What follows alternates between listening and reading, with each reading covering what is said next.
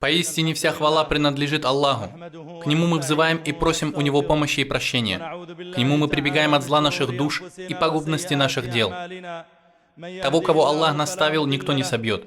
А тому, кого Он сбил с прямого пути, нет наставника. Я свидетельствую, что нет божества, кроме Аллаха, единого, у которого нет сотоварища. Он превыше того, чтобы иметь себе равного, похожего и подобного себе. Также свидетельствую, что Мухаммад Его раб и посланник, избранник Его и любимец, лучший из Его творений, ответственный за Его откровение. Господь послал Его милостью для миров и доводом для всех Его рабов. Аллах вывел посредством Него из заблуждения, дал увидеть свет во мраке невежества, увеличил посредством Него численность, обогатил посредством Его после бедности, объединил посредством Его после разрозненности и успокоил их после всех тревог и страхов. Да пребудут над ним благословения Аллаха, а также над его благородной семьей, выдающимися и благородными сподвижниками, до тех пор, пока видят глаза, а уши внимают вестям, и пребудет над ними всеми мир. А затем, уважаемые братья, Всевышний Аллах в своей великой книге обращается к нам по-разному, поощряя и устрашая, побуждая к Его награде и воздаянию. Наш пророк, да пребудут над ним благословения Аллаха, также разными способами обращался к своим сподвижникам. Иногда он, да благословит его Аллах и приветствует, сообщал им об историях прежних народов. В другое время он разъяснял им законоположения, касающиеся поклонения Аллаху. Иногда пророк также отводил сомнения, которые неверующие распространяли среди людей. Сегодня мы хотели бы отправить послание нашим сердцам, напомнить им о некоторых моментах нашей загробной жизни. Этим мы постараемся размягчить эти сердца, напомнить им о знающем сокровенное. Быть может, Аллах принесет этим сердцам пользу посредством этого. Имам Ахмад в своей книге Аль-Муснад передал хадис, в котором Аль-Бара ибн Азиб сказал: «Мы подошли к пророку Аллаха, да благословит его Аллах и приветствует, во время заупокойной молитвы по одному из ансаров. Мы подошли к могиле, которая была уже выкопана, однако не подправлена». То есть она была выкопана, однако боковой подкоп еще не был сделан. Пророк сел и стал разгребать палочкой землю, а его сподвижники расселись вокруг него. И они сидели так, как будто на головах у них были птицы, боясь шелохнуться. Пророк, да благословит его Аллах и приветствует, сказал: «Когда верующий раб покидает этот мир и направляется в будущую жизнь, к нему спускаются с небес ангелы с белыми лицами, подобными солнцу. С собой они приносят саван и бальзам из рая. Они садятся на расстоянии взора от него. Это бывает у мусульмане, когда душа выходит навстречу со своим Творцом. Когда человек находится при смерти, его душа вот-вот покинет тело. Ей позволил это сделать Всевышний Аллах. Это последние вздохи в этом мире.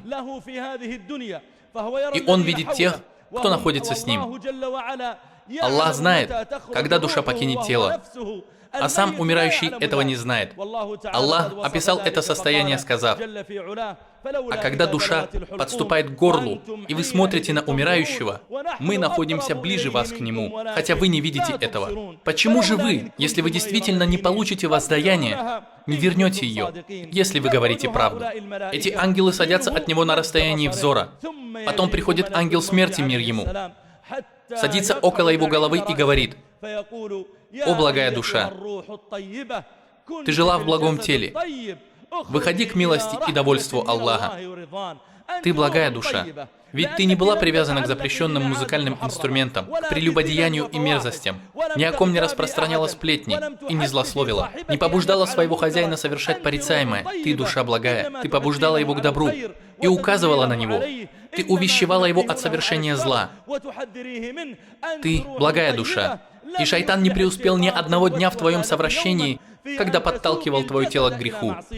Ты была в благом теле, руки которого были замечены лишь в мольбе, молитве и милостыне, чей язык был замечен лишь в поминании, восхвалении и возвеличивании Аллаха, чей взор был замечен лишь в дозволенном, а тело и ноги были замечены лишь в отправлении в дозволенные места, в мечети, на джихад, в раздаче милостыни, помощи беднякам и другим благим делам. Ты благая душа, и тело твое было благим. В таком случае, как нужно обращаться с тобой? Ангел говорит: «О, благая душа, ты была в благом теле, Так выходи же к милости и довольству Аллаха. Пророк продолжил. И душа выходит из тела подобно капле, выливающейся из горлышка бурдюка. То есть выходит она так, как выливается капля из кожаного бурдюка. Когда ты переворачиваешь его, вся вода выходит за раз. И остается последняя капля на дне этого бурдюка. И она начинает стекать очень медленно, без труда и напористости, пока не достигает горлышка сосуда, и тогда она покидает его. Пророк, да пребудет над ним благословение и мир, сказал: «Выходит душа верующего легко и непринужденно. Она словно радуется тому спокойствию и милости и наслаждениям, которые ждут ее после смерти, и тому, что Господь доволен, а не гневается на нее». Пророк продолжил: «Душа выходит подобно капле из горлышка бурдюка, и ее принимает ангел смерти. Если он возьмет ее, то не оставляет у себя в руках ни на мгновение. Ангелы милости, которые спустились с саваном из рая, и райским бальзамом, одеждой и благовониями из рая, они не допускают, чтобы эта благая душа находилась в руках ангела смерти даже мгновение». Пророк продолжает: «Он не оставляет ее у себя в руках ни на мгновение. Они берут ее у него, оборачивают в этот саван и умощают ее этими благовониями. Она была благой в этой жизни, в благих делах, в благой дозволенной еде, благих словах и благовониях, которые она получала при посещении мечети, джихаде на пути Аллаха, призыве к одобряемому, запрещении порицаемого и несении духа ислама. Душа, которая заслужила уважение и почет». Он сказал: «Они берут ее у него, облачают в этот саван и умощают благовониями и возносятся с ней. Когда душа возносится, оторвавшись от своего тела, когда домочадцы рыдают, делится имущество, взоры отвращаются, и семья умершего начинает понимать, что он умер перед ними, в это время его душа покинула тело и возносится с ангелами на небеса. Его родственники начинают готовить тело к погребению, омывают его, заворачивают его в саван, оповещают людей о его смерти, чтобы они собрались на молитву над ним. Однако они не знают о том, что происходит с душой, но Аллах знает об этом. Ангелы поднимают ее в небеса и достигают первого неба. Они просят открыть врата небес. Ангелы небес обращаются к ним и спрашивают: «Кто это? Кого нас просят пропустить ангелы?» Не каждой душе открываются небесные врата. Кто это? Ангелы, которые несут его в этом прекрасном саване, с таким прекрасным запахом, отвечают: «Это душа такого-то, сына такого-то», и называют его самыми прекрасными именами, которыми его называли при жизни.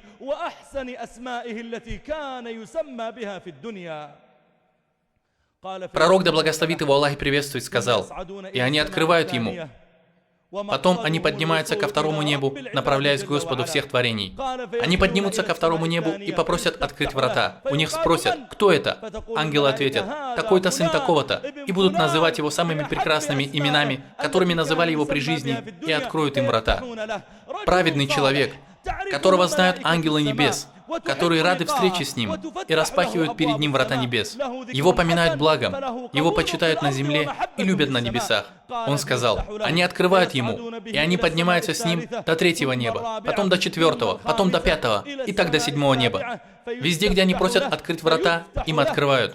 Потом Всевышний Аллах говорит: верните моего раба, я постелю ему постель из рая. Верните его в землю, ведь из нее я создал их. В нее верну, и из нее выведу в следующий раз. Потом душа возвращается в тело, когда оно будет похоронено в землю. Потом к нему придут два ангела, усадят его и зададут 3 вопроса. «Кто твой Господь?» Он ответит: «Мой Господь Аллах». «Какова твоя религия?» «Моя религия – ислам». «Кто тот человек, который был послан к вам?» Он ответит: «Этот человек мой пророк Мухаммад, да благословит его Аллах и приветствует». Они снова спросят его: «Откуда ты узнал это? Кто рассказал тебе об этом? Кто научил? Может, это слова, которые ты заучил, и они не оказывали никакого влияния на твою жизнь? Ты не практиковал этого в действительности?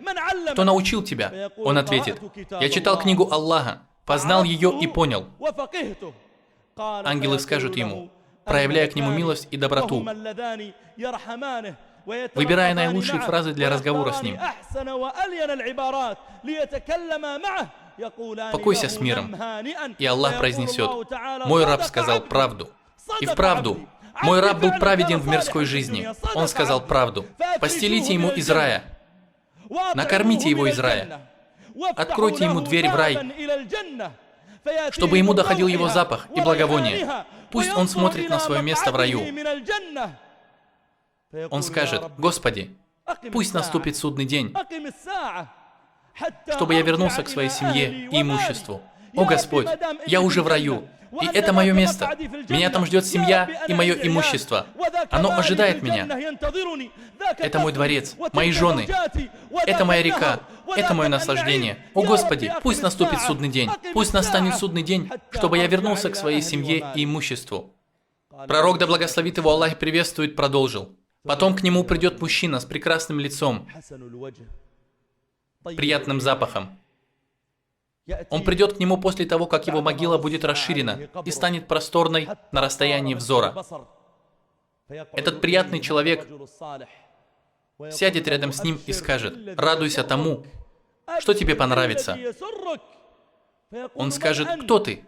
Твое лицо, лицо человека, который пришел с благом. Твоя улыбка, приветливость, красота, благой разговор. От всего этого веет благом. Кто ты? Твое лицо человека, который пришел с благом. Он ответит: я твои праведные дела. Я не чужд тебе. Я твоя молитва, когда другие люди спали. Я твой пост в знойный день. Я твоя милостыня, тогда, когда люди были скупы. Я твое стремление в мечеть, полуденный зной. Я твой земной поклон перед Аллахом. Разве ты меня не знаешь? Я твой призыв к одобряемому и твое запрещение порицаемого. Ты думаешь, что все это пропало напрасно? Я твое почтение к родителям. Я твое испытание, которое постигло тебя. Я твой джихад на пути Аллаха. Я твое чтение Корана. Я твоя забота и воспитание своих детей. Я твое напоминание детям. Учи Коран, совершай молитву. Я твое побуждение своей жены и дочери носить хиджаб. Я твой призыв к Аллаху. Я твоя помощь религии. Я не чужой тебе. Я не вырос из земли и не спустился с небес. Я не камень, который превратился в мужчину. Нет. Всю свою жизнь ты создавал меня. Собирал. Я твои благие дела. Я твои благие дела. Человек не перестанет повторять: «О Господи, пусть наступит судный день. Господи, я не боюсь дуновения в рог, потому что Ты успокоил меня. Я не боюсь встречи с Тобой. Наоборот, я рад ей. Господи, пусть наступит судный день. Поторопись с ним. Пусть наступит судный день, чтобы я вернулся к своей семье и имуществу». Потом пророк, да пребудет над ним мир и благословение, сказал: «А то, что касается грешного раба или неверующего, когда к нему приближается смерть, спускаются ангелы с небес. У них черные лица, и с ними кусок ткани из ада. Это самое грубое, неприятное, что можно одеть. Как будто одежда наполнена колючками. Они садятся от него на расстоянии взора. Они не окажут ему чести, ни приближением, ни взглядом в его сторону. Потом придет ангел смерти и скажет: «О скверная душа! Ты жила в скверном теле. Твоя нога не знала мечети. Твои руки знали лишь прикосновение к соблазнительным и порочным женщинам, поднятие бокалов вина, занятие развратом, написание запретного. Какова же эта рука и нога? Какое есть благо в этом теле, если оно занимается лишь ослушанием и сопротивлением религии, чинит препятствие призыву и распространению блага? О скверная душа! Ты скверная душа! Ты наущала своему хозяину запретное, отвечая при этом шайтану. О скверная душа! Ты жила в скверном теле. Изыди к гневу Аллаха. Изыди к проклятию Аллаха и Его гневу. Тогда его душа разойдется по всему телу. От страха она не будет знать, куда ей бежать. Спрятаться в правой ноге или в левой, или в руке, или в животе, или в голове. Его душа разойдется по телу, а он вырвет ее, как вырывают зазубренное железо из мокрого куска шерсти. Зазубренное железо – это кривой нож, наподобие серпа. Как будто ты берешь его, обворачиваешь мокрой шерстью, потом вытаскиваешь этот нож, и шерсть разрывается. Пророк, да благословит его Аллах и приветствует, сказал, потом он вынимает ее, как вырывают зазубренное железо из мокрой шерсти. А когда он уже вынул, то не оставляет ее в руках ни на минуту, а отдает тем ангелам. Они заворачивают ее в тот кусок ткани из ада и возносятся с ней к небесам. Его семья рыдает по нему, имущество делится. Его дети плачут на его груди. Люди чувствуют горе. А может быть, кто-то и радуется его смерти. Может быть, притесненный радуется смерти притеснившего его. Обиженный им радуется смерти своего обидчика. Может, тот, кому он навредил, а он не смог ответить ему, радуется смерти вредителя. При смерти некоторых людей трясется трон милостивого из-за любви к ним. По ним плачут мимбары мечетей, а другие люди умирают, и люди радуются их смерти. Он сказал, они поднимаются с ним и просят открыть для него небесные врата. Ангелы же спрашивают, кто это? Они отвечают, это такой-то сын такого-то.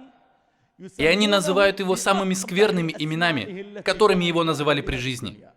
Самое скверное имя, которым его называли, ругаясь, дразня и ненавидя. Имя, которое он не желал слышать при жизни, будет упомянуто, когда ангелы будут представлять его. Ты не заслуживаешь уважения. Ведь ты не уважал свое тело, хотя мог быть из числа молящихся. Не уважал свою руку, хотя мог стать одним из дающих пожертвования. Ты не уважал свою душу, и тебя не уважают ангелы. Ты не даровал своей душе высокую степень, чтобы получить такую степень на небесах. И ему не будет открыто. Аллах скажет, запишите имя моего раба в книгу Сиджин и верните его на землю. А насчет верующего Аллах сказал, запишите моего раба в книгу Аллиин, а этого запишите в Сиджин и верните его на землю. Ведь из нее я создал их, в нее верну и из нее выведу в следующий раз.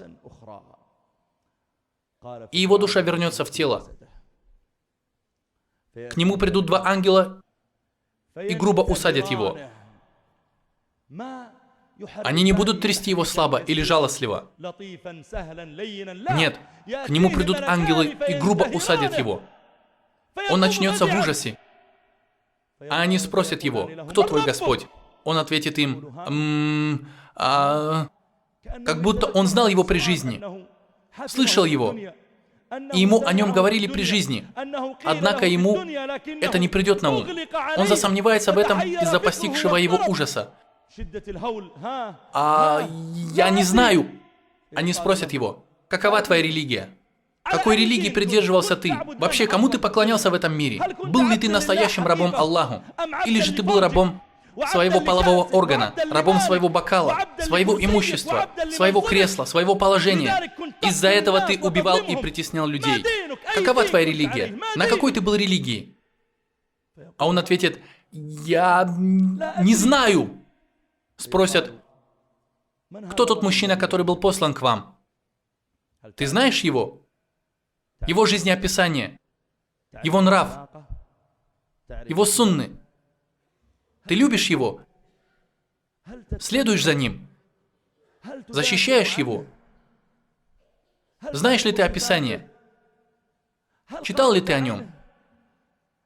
Кто тот человек, который был послан к вам? А он ответит, я не знаю. Тогда ангел ответит, ты не знал и не читал. Ты был в этой жизни потерянным. И не читал ничего и не узнавал. Твоей заботой было лишь имущество и страсть. должность и кресло, твоя власть и трон. Это было твоим устремлением, а загробная жизнь осталась где-то под твоими ногами. Ты не знал и не читал. Пророк, да благословит его Аллах и приветствует, продолжил. Потом его ударят молотом, и если ударить им гору, она рассыплется, и он погрузится в землю на 70 локтей. Его могила станет настолько узкой, что перемешаются друг с другом его ребра. Аллах скажет: «Мой раб солгал. Расстелите для него огненные ложа, откройте для него врата в ад». И он почувствует адский жар и услышит наказание его обитателей и их крик. Потом к нему придет мужчина с отвратительным лицом и гнилым запахом. Невозможно будет ни посмотреть на него, ни вынести его запах. Этот ужасный и зловонный человек скажет: «Я сообщу тебе нечто, что тебя огорчит. То, что ждет тебя, еще ужаснее, чем то, что ты видишь сегодня. Эти удары молотом пустяки. То, что твоя могила сжалась, и твои ребра перемешались, ничего страшного. То, что ты видишь ад и свое место в аду, чувствуешь его жар, запах и мучение, это еще ничего.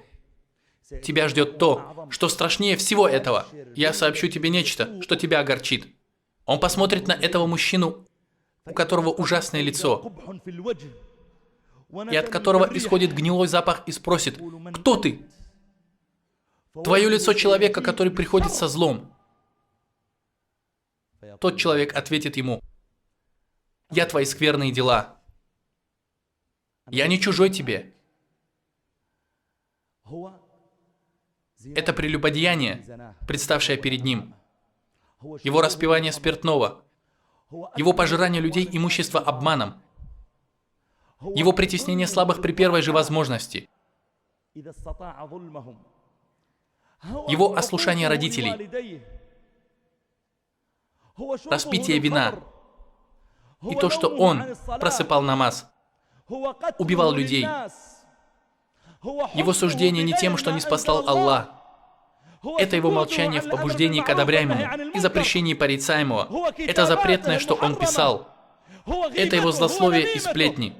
Они все собрались вместе и готовы были стать горой, но стали мужчиной. Он скажет: «Я твои скверные дела». Он все время будет находиться с ним, и тот будет смотреть на его ужасное лицо и чувствовать этот отвратительный запах, претерпевать все это и говорить: «О Господи, пусть не наступит судный день! О Господь, пусть не наступит судный день! О Господь, пусть не наступит судный день!» Из-за того наказания, которое ждет его впереди. О мусульмане! Таково состояние людей в могилах. Если бы мертвецы могли говорить, то вы услышали бы от них удивительные вещи. Если бы ты остановился у кладбища и увидел бы под могильными плитами господ и рабов, начальников и подчиненных, после того, как кто-то из них был в почете и уважении, жил среди слуг и прислуги, а сейчас они еда для червей в сырой земле. Если бы они смогли говорить и встали бы из своих могил, сняли бы свои саваны и заговорили бы с дозволения Аллаха, или пред тобой предстали бы их кости и останки, то никто из них не побудил бы тебя совершить прелюбодеяние или распивать спиртное. Никто из них не сказал бы тебе: «Пользуйся своей жизнью, своей молодостью, много путешествуй, совершай прелюбодеяние и грехи». Нет. Он не побудил бы тебя ни к чему, кроме молитвы, поста, поклонения и приближения к Аллаху. Наслаждайся своей жизнью, однако не забывай, что ты встретишься с Аллахом. А посредством того, что Аллах даровал тебе, стремись к последней обители, но не забывай о своей доле в этом мире. Я прошу Всевышнего Аллаха, чтобы Он завершил благом все наши дела и сделал наши могилы райскими садами, нашим родителям и всем мусульманам. Скажите то, что я говорю, и просите у Аллаха прощения мне и себе, ведь Он прощающий милосердный.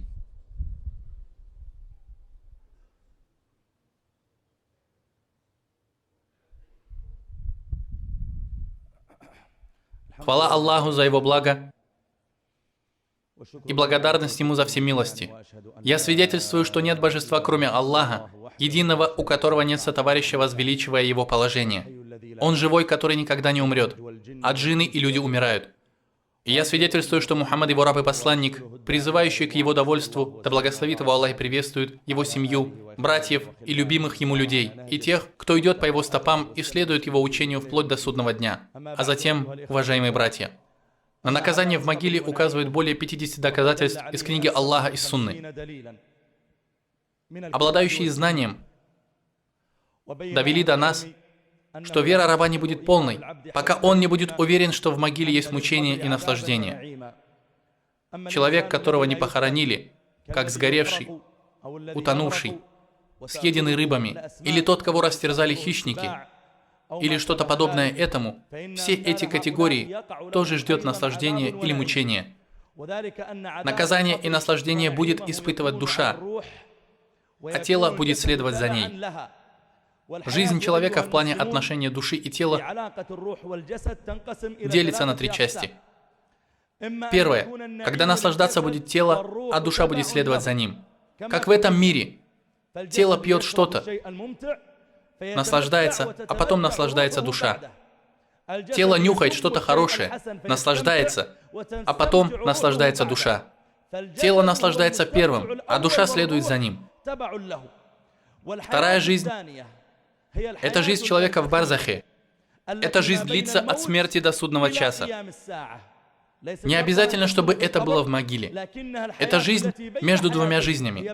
Барзах – это то, что будет между 2 жизнями. В нем будет наказываться душа, а тело будет следовать за ней. Поэтому, если ты раскопаешь могилу праведного или грешного человека, ты не увидишь там ни наказания, ни наслаждения. Мы говорим, что все эти наказания и наслаждения, и знания об этом у одного Всевышнего Аллаха, происходят с душой. Как они могут происходить с душой? Душа от повеления моего Господа, а вам дано знать об этом очень мало. Однако мы верим, что там есть жизнь, наказание и наслаждение, даже если мы не видим этого воочию, однако она будет. Третий вид жизни – это жизнь в ахирате, в раю или в аду. В ней тело и душа вместе получают наказание или наслаждение полностью и в совершенстве. Мы верим в наказание могилы. И доказательств этому достаточно в Коране и Сунне. Я прошу у Аллаха, чтобы Он сделал нас из тех, кто наслаждается в своих могилах. О Аллах, сделай нас из тех, чья вера плотно укрепилась в наших сердцах. О Аллах, мы просим Тебя облегчить нашу предсмертную агонию. О, обладатель величия и почета! О Аллах, мы просим за слабых мусульман по всей земле, чтобы Ты помог слабым из них, излечил их раны, помиловал их умерших и немощных. О Господь миров! О Аллах, мы просим Тебя за наших братьев в Шаме, показать чудеса Твоей силы в отношении нечестивого режима. О Аллах, воистину, они приступили к границе дозволенного в городах и распространили в них много нечестия. О Аллах, пролей на них бич мучений и окажись в засаде против них. О сильный, о могущественный, о Господь миров. О Аллах, пречистый, Ты переломил хребты хасроев и сломил их надежды. О Аллах, я прошу Тебя, чтобы Ты показал нам свою великую мощь на режиме Шама. О сильный, о могущественный, и на всех, кто помогал им, имуществом и оружием, наставлением или законом, поддержкой или войском. Покажи нам чудеса своей мощи в наказании их. О Аллах, побей несправедливых несправедливыми. О Аллах, побей несправедливых несправедливыми. О Аллах, побей несправедливых несправедливыми. Посели между ними разлад и разделение. О сильный и могучий, о Господь миров. О Аллах, укрепи стопы муджахидов в Шаме и по всей Твоей земле.